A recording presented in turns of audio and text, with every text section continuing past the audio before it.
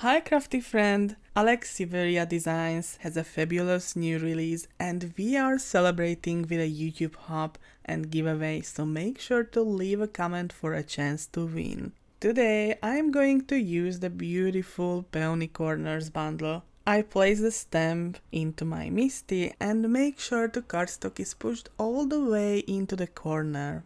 I'm going to stamp over it again later, so I want to make sure I can get nice crisp impression. With larger stamps like this, I usually need to stamp them at least twice. Then I give the ink a little heat set with my heat gun. Next, I attach my grip mat to the craft mat, place the stamped image on top and choose the coordinating stencil for the first layer of the peonies.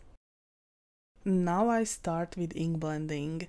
First, I use catching rays with a light orange Catherine Puller ink and softly blend it into the centers of the flowers.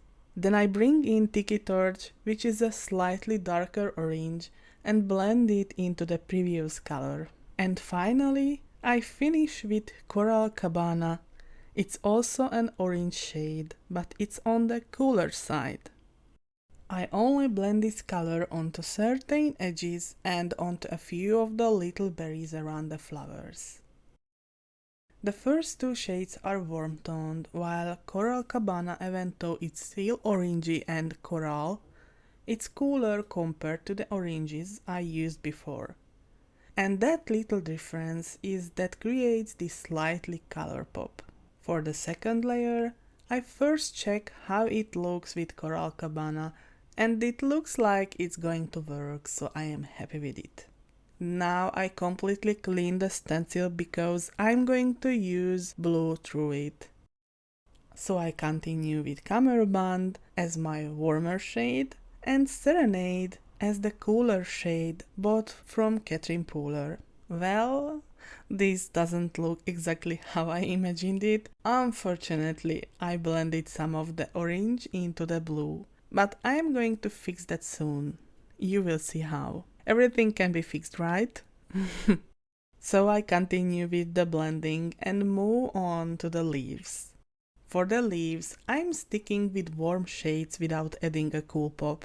I use lemongrass as a lighter shade and green tea as a darker one. At the very end, I go back to catching rays and touch up the centers. And now it's time to fix the parts I messed up. At this point, either it works or I have to start the whole thing again. But most of the time, mistakes actually lead to some pretty good solutions, so I'm giving this one another chance. I'm gonna fix it with acrylic paint markers. The part I am not happy with is the blue flowers. They didn't turn out quite how I imagined, and that the reason is that I used a brush that was too large for the ink blending at the beginning. But even while I'm working on it, I can already see that this is going to work, and thankfully I don't have to start over. Once it's done, I run it through my die cut machine with its coordinating die. Now that everything is die cut, I am really happy that I gave it another try instead of starting over. Next, I pick this die from the newest release, the Whimsical Scalloped frames, and run it through my die cut machine.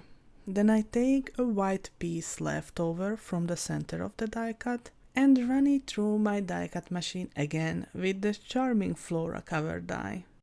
I also make one full die cut using the same cover die, and this is the Thanks and Hugs die set, and I'm going to use it for a sentiment. I die cut the sentiment from Alta New Dazzling Diamond cardstock and a piece of vellum, and adhere the layers together with liquid adhesive. Next, I attach the scalloped kind of die cut to the card front with foam adhesive. Then I add the floral die cuts to the card front and secure them with smaller foam squares. I attach the die cut sentiments to the flowers with liquid adhesive, and on the other side of the sentiment, I build up a little support with a small clear foam square so it sits at the same height.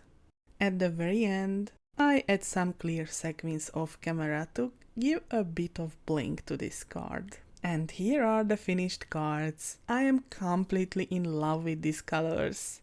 This is just the color mood I was feeling today, and I love how they come through even more in the photos. But here's a little note. Before editing, my photos mostly look like this, and that's completely normal. I edit these photos just like all my others with my Crafters photo filters, which I've also linked in the description box below. Thanks so much for stopping by today, and don't forget to visit the next stop in the hop, which you can also find in the description. Thanks for stopping. Have an amazing day. Bye!